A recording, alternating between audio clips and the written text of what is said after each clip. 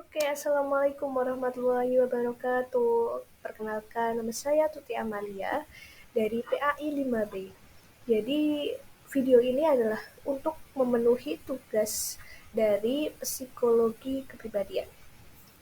Jadi, di sini saya mau membahas tentang teori psikologi Erik H. Erikson. Langsung saja. Nah, selamat datang dalam presentasi ini yang akan menggali mendalam teori psikologi Erik H. Erikson. Mari kita memahami kontribusi beliau dalam bidang psikologi perkembangan manusia. Nah, latar belakang beliau ini adalah seorang psikoanalis dan psikolog perkembangan, dikenal dengan teori perkembangan psikososial. Beliau meneliti tentang identitas dan krisis perkembangan. Menurut teori ini, perkembangan dibagi menjadi beberapa.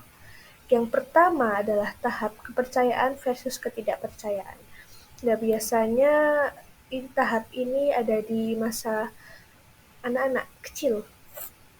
Pada tahap ini, anak mengembangkan kepercayaan atau ketidakpercayaan terhadap dunia. Interaksi positif dengan pengasuh dapat membentuk dasar kepercayaan diri. Nah, sebelum lanjut ke tahap kedua, tantangan dan peluangnya tuh gimana sih? Menyimak teori Erikson memberikan kesempatan untuk mengeksplorasi kompleksitas perkembangan manusia, namun juga menantang untuk mengidentifikasi solusi yang tepat.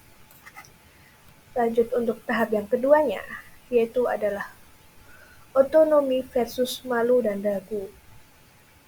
Nah, di sini di umur anak yang masih beranjak dewasa, anak-anak belajar untuk mandiri atau merasa malu dan ragu dalam menjalani kehidupan sehari-hari. Pengasuhan yang memberi kebebasan dan batasan yang jelas penting pada tahap ini. Jadi, pada tahap ini, anak itu jangan terlalu dibatasi dan juga jangan terlalu diberi kebebasan. Kalau terlalu diberi kebebasan, nanti anak itu malah jadi nggak ada aturan, nggak berakhlak. Tapi juga jangan terlalu membatasi. Mungkin hanya dibatasi dengan hal-hal yang batasan yang jelas lah. Lanjut.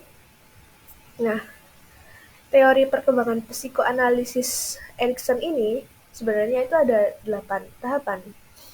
Dan kita baru masuk di 2 tahapan.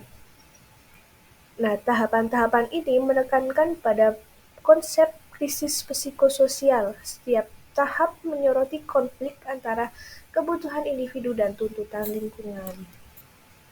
Untuk lanjut ke tahap 3-nya, yaitu ada inisiatif dan rasa bersalah.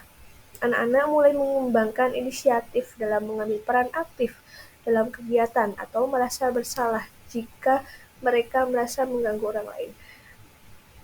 Lanjut yang terakhir, itu tahap pada usia yang sudah tidak muda lagi.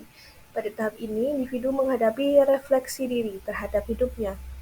Mereka bisa merasa puas dan pencapaian hidupnya atau merasa putus asa karena menyesali kegagalannya. Nah, teori H. Erikson ini kalau menurut saya itu lebih ke ini, antara pro dan kontra. Itu kan tadi dijelaskan juga di sini ya, antara konflik antara kebutuhan individu dan tuntutan lingkungan. Nah, lanjut.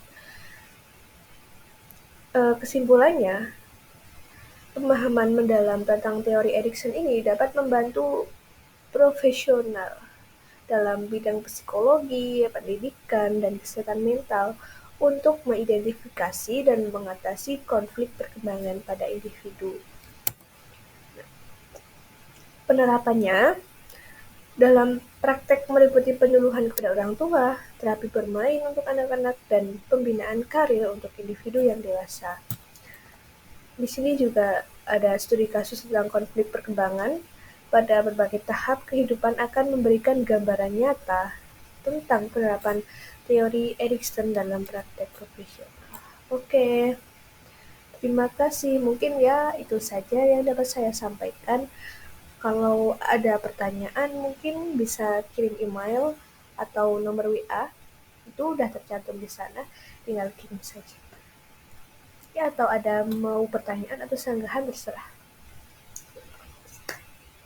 Untuk itu kurang atau lebihnya saya mohon maaf.